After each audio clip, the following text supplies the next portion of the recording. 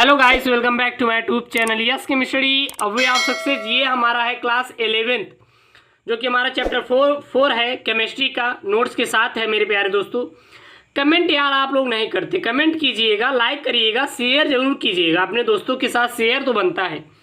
साथ ही आपको इसका नोट्स पाना है तो हमारे टेलीग्राम चैनल SKM स्टडी, सीधा SKM स्टडी को ज़रूर सब्सक्राइब करें। टेलीग्राम है, टेलीग्राम चैनल पे मिलेगा, ठीक ना।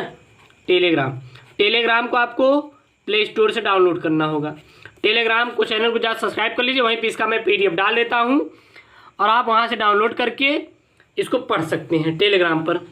यहाँ पे हमारा इलेक्ट्रॉन बंधुता हमारा होती क्या है, मैंने इसको बहुत सारे टॉपिक को कवर कर दिया है। तो ये आपको जो हमारा है पीरियाडिक टेबल का, ये हमारा अगला पार्ट है, पार्ट नंबर 6। तो इलेक्ट्रॉन बंधुता आज हम लोग जानेंगे कि क्या होता है, जो कि क्लास 11 NCERT केमिस्ट्री है, ठीक ना। तो किसी तत्व के विलक गैसीय परमाणु में से एक इलेक्ट्रॉन डालने हेतु जितनी ऊर्जा की आवश्यकता पड़ती है, उस ऊर्जा को उस तत्व का इलेक्ट्रॉन बंधुता कहते हैं। यानी कि यहाँ पे ये है कि किसी तत्व के विलक उदासीन रहेगा। यहाँ पे ना तो अम्लीय रहेगा, नहीं क्षारीय, बल्कि कैसा रहेगा मेरे प्यारे बच्चों, वो उदासीन रहेगा। तो किसी तत्व के विलग उदासीन गैसीय परमाणु में एक इलेक्ट्रॉन डालने हेतु जितनी ऊर्जा निकलती है, अगर उसको डालेंगे तो जितना ऊर्जा निकलेगी, उस ऊर्जा को उस तत्व का इलेक्ट्रॉन बंधुता कहते हैं। तो इलेक्ट्रॉन बंधुता क्या होती है, सीधा बताना है। किसी तत्व के विलक उदासीन गैसीय परमाणु में एक इलेक्ट्रॉन डालने के लिए जितनी ऊर्जा निकलती है, उस ऊर्जा को उस तत्व का इलेक्ट्रॉन बंधुता कहते हैं। जैसे पे यहाँ पे क्लोरीन ने एक इलेक्ट्रॉन लिया, या फिर इसको हम लोग दे रहे हैं, इसमें डाल रहे हैं, तो क्लोरीन आयन बन रहा है। अब यहाँ पे आयन क्यों लगा, जब आप बैंक से लोन लेते हैं तो आप क्या रहेंगे, तो वहाँ पे आपके ऊपर ऋण रहेगा कि नहीं, कर्ज रहेगा ना, तो वही है। तो यहाँ पे जो ऊर्जा कितनी लगी, वो लगी 3.16 इलेक्ट्रॉन वोल्ट। अगर इलेक्ट्रॉन बंधुता को देखें तो इसको बोलते हैं इलेक्ट्रॉन एफिनिटी के नाम से जाना जाता है, इसीलिए इसे हम लोग EA से प्रदर्शित करते हैं। इसको मापा किस में जाता है, तो इसको सेम मापा जाता है इलेक्ट्रॉन वोल्ट, ठीक है ना, इलेक्ट्रॉन वोल्ट, यानी कि EV में मापा जाता है। अब अगर कुछ हम लोग एक्स्ट्रा पॉइंट में देखें तो किसी तत्व के विलक गैसीय परमाणु में एक या एक से अत्यधिक इलेक्ट्रॉन डाला जा सकता है। कोई भी हमारा विलक गैसीय परमाणु हो, उसमें हमारा क्या रहेगा, एक या एक से अधिक इलेक्ट्रॉन हम लोग क्या कर सकते हैं, डाल सकते हैं, उसको दे सकते हैं, या फिर वो ग्रहण कर सकता है। अगर हम लोग यहाँ पे देखें, प्रथम द्वितीय एवं तृतीय इलेक्ट्रॉन डालने हेतु जब हम लोग उसमें पहला इलेक्ट्रॉन डालेंगे, दूसरा इलेक्ट्रॉन डालेंगे, तीसरा इलेक्ट्रॉन डालेंगे, तो जो उसमें से ऊर्जा का उत्सर्जन होगा, जो उत्सर्जित ऊर्जा को प्रथम द्वितीय एवं तृतीय इलेक्ट्रॉन बंधुता कहते हैं। तो प्रथम द्वितीय तृतीय जो भी इसमें इलेक्ट्रॉन डालेंगे, तो जो ऊर्जा निकलेगी, उसी ऊर्जा को प्रथम द्वितीय तृतीय इलेक्ट्रॉन बंधुता कहते हैं। इसे EA, EA2 एवं EA3 से प्रदर्शित करेंगे। प्रथम के लिए EA, द्वितीय के लिए EA2, तृतीय के लिए EA3 लगा देंगे।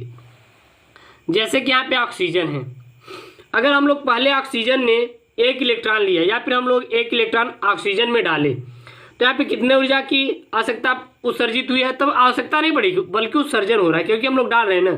जैसे कि यदि आपके पास कोई भी ग्लास हो, ग्लास पानी से भरा हुआ हो, अब उस भरे हुए पानी में आप लोग कोई कंकड़ पत्थर डालेंगे, तो पानी क्या होगा, जाहिर सी बात है निकलेगा, बाहर निकलेगा, प्रयास करेगा। तो वही क्या है, इलेक्ट्रॉन बंधुता के नाम से जान सकते हैं। तो अगर ऑक्सीजन में मैंने एक इलेक्ट्रॉन को डाला, तो कितने ऊर्जा की उत्सर्जन हुई, वो हुई 1.46 इलेक्ट्रॉन वोल्ट की।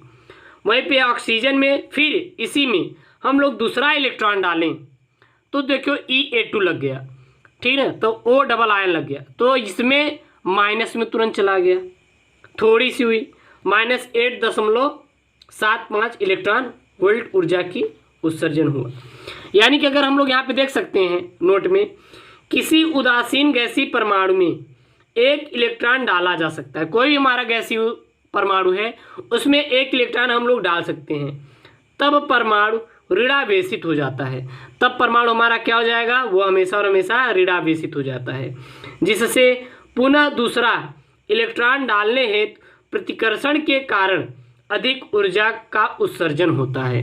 तब क्या होगा, वहाँ पे प्रतिकर्षण बल लगेगा, जिसके कारण अत्यधिक ऊर्जा का क्या होगा, उत्सर्जन होगा, जिससे E(A2) का मान हमेशा और हमेशा क्या हो जाएगा, ऋणात्मक। इसीलिए यहाँ पे निगेटिव प्राप्त हुआ है। तब आपका दूर हो जाएगा कन्फ्यूजन, क्योंकि आपको यहाँ पे समझ नहीं आ रहा है, यहाँ पे पॉजिटिव यहाँ पे निगेटिव हो गया, और उसका ये आपको मेन टॉपिक कवर कर देगा। ठीक है।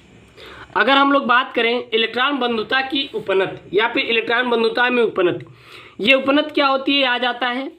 तो उपनति ये होती है जो हम लोग आवर्त सारणी में, तो अगर हम लोग आवर्त सारणी में बाएं से दाएं की ओर चलें, बाएं से दाएं की ओर चलने पर क्षार धातुओं से हैलोजन तक, कहाँ से, सिर्फ और सिर्फ क्षार धातुओं से हैलोजन तक इलेक्ट्रॉन बंधुता का मान बढ़ता है। क्षार धातुओं से हैलोजन तक क्या होगा, इलेक्ट्रॉन बंधुता का मान बढ़ेगा। तथा समूह में ऊपर से नीचे की ओर चले तो इलेक्ट्रॉन बंधुता का मान क्या होगा, घटता है। ठीक है। तो आवर्त में बाएं से दाएं चलेंगे तो क्षार धातुओं से हैलोजन तक इलेक्ट्रॉन बंधुता का मान क्या होता है, बढ़ता है। तथा समूह में ऊपर से नीचे की ओर चलें तो इलेक्ट्रॉन बंधुता का मान क्या होगा, घटेगा।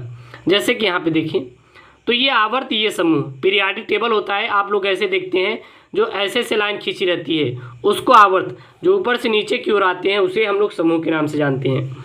तो आवर्त में बाएं से दाएं चलने पर धातुओं से कहाँ तक, हैलोजन तक इलेक्ट्रॉन बंधुता का मान बढ़ता है।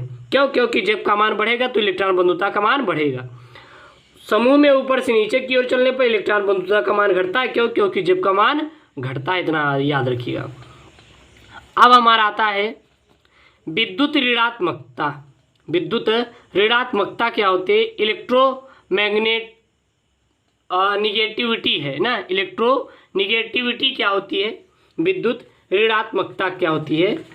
तो अणुओं के मध्य उपस्थित इलेक्ट्रॉनों को परमाणुओं के द्वारा अपनी ओर आकर्षित करने की क्षमता को, अणुओं के मध्य उपस्थित इलेक्ट्रॉनों को किधर आकर्षित करेगा, वो अपने परमाणुओं के द्वारा अपनी ओर आकर्षित करने की क्षमता को उस तत्व की विद्युत ऋणात्मकता कहते हैं। तो अणुओं के मध्य उपस्थित इलेक्ट्रॉनों को परमाणुओं के द्वारा, किसके द्वारा, परमाणुओं के द्वारा अपनी ओर आकर्षित जो करने की क्षमता है, उसके अंदर जो कैपेसिटी है, उस तत्व की क्या कहलाती है, विद्युत ऋणात्मकता कहलाती है। अगर इसको देखें तो इसे हम लोग काई से प्रदर्शित करते हैं।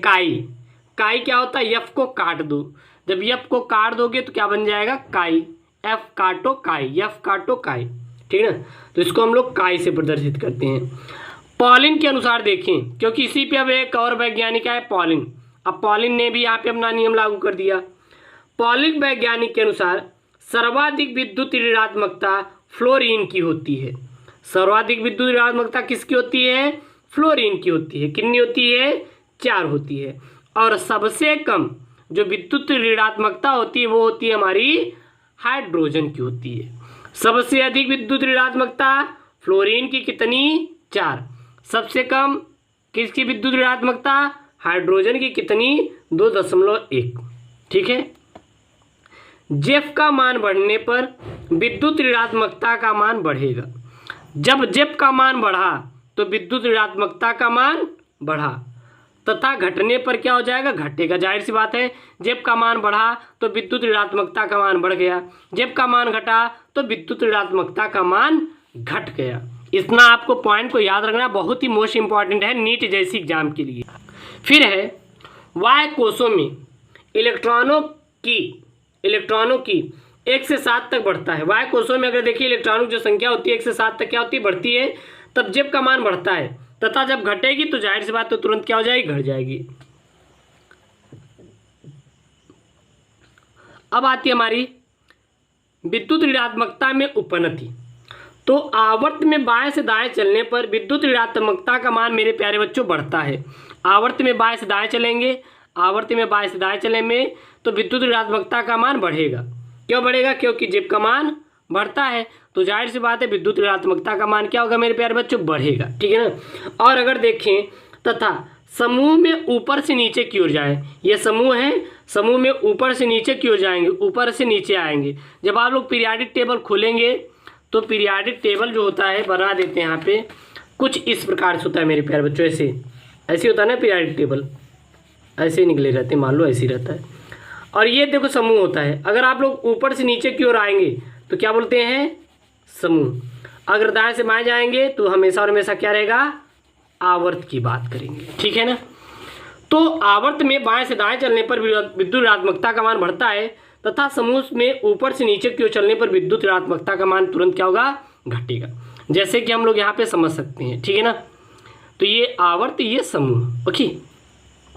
जैसे कि सबसे अधिक किसकी होती है? फ्लोरो की, फिर क्लोरो की, फिर ब्रोमो की, फिर आयोडो की। तो यहाँ पे विद्युत ऋणात्मकता का मान घटता क्रम सबसे अधिक घट किसका रहा है? आयोडीन का। सबसे ज़्यादा किसका है? फ्लोरीन का।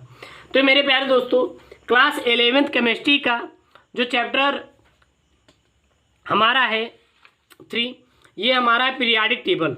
तो इसका हमारा पार्ट नंबर हमारा 5 है और आपको पूरे पूरे पार्ट विथ नोट्स के साथ मेरे प्यारे बच्चों मिल जाएंगे।